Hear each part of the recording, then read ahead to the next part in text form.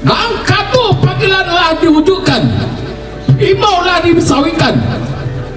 Joko rupo kayulah pemandangan, bunyilah penanggaran.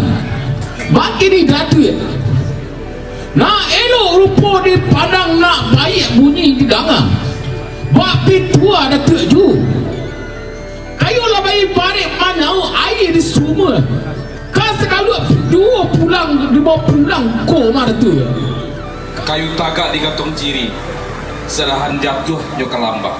Sungguh pun ambo tagak berdiri, memohon mangke sambah.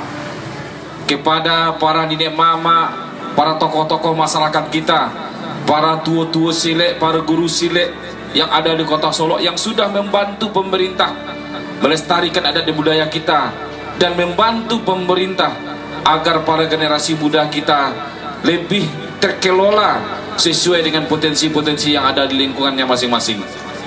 Mudah-mudahan dukungan, bantuan dari para nenek mama kita, para tokoh masyarakat, para tua-tua silek dan guru silek yang ada di kota kita ini semakin bisa meyakinkan kita bersama dan membantu kita bersama bahwasanya apapun bentuk ancaman kepada generasi muda kita ke depan bisa kita antisipasi lebih awal dengan kegiatan-kegiatan seperti ini.